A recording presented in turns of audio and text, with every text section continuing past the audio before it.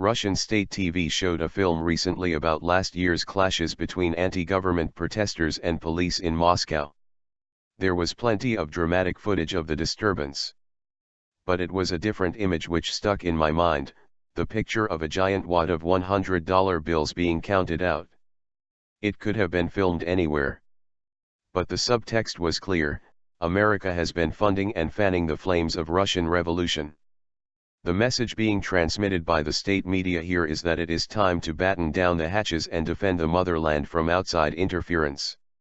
When an alleged CIA spy, wearing a blonde wig, was paraded on Russian TV recently, it served as a reminder to the Russian public to watch out for the West. Reports that foreign intelligence agencies had snooped on President Dmitry Medvedev at the G20 summit in 2009 received widespread coverage in the Russian media. So did the scandal involving the owner of an American football team.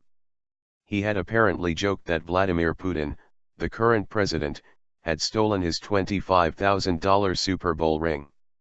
Russian radio's breakfast show suggested the comments were part of an anti-Russia plot. You Westerners are interested in spying on us, in portraying us in black, awful colors, breakfast show presenter Vladimir Solovyov tells me, and complains that the West is bent on doing Russia down. We do have this internal feeling that you hate us. Nowadays everyone is saying to us, you are the bad guys of Europe.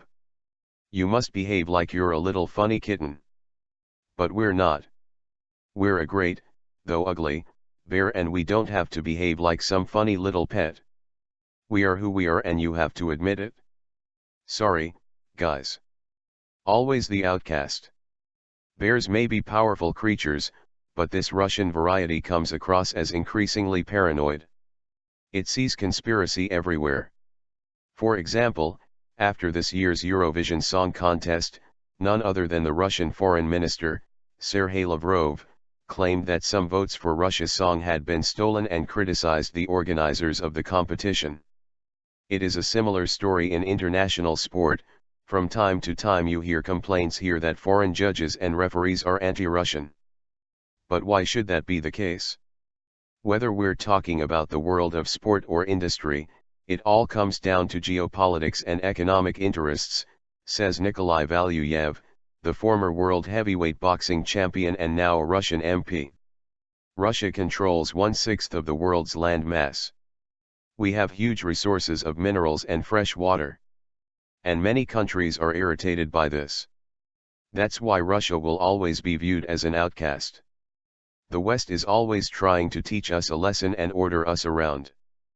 President Putin has been doing his fair share of ordering around.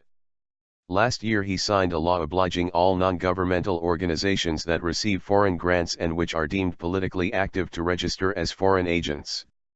To many Russians, such a label is synonymous with spy, but it reflects the Kremlin's conviction that the West is using some NGOs to destabilize Russia. Cynical. Talk of foreign agents sounds like something from the Soviet past, but this does not mean we are back to the days of the Cold War. The Russian establishment may demonize the West, yet, curiously, it embraces it too. It goes shopping there, it sends its children there to study, it keeps its money there. Is this schizophrenia or hypocrisy?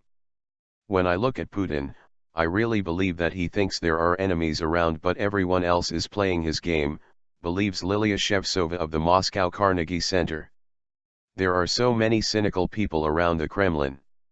I don't believe that they, having their families in the West, being personally integrated into the West with their bank accounts, with their kids in London and Oxford, that they will believe this trash.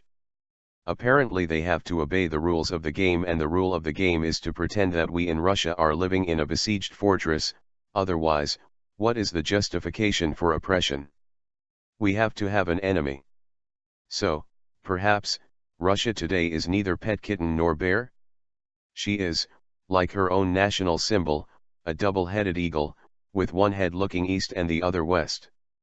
One pair of eyes views America and Europe as something positive.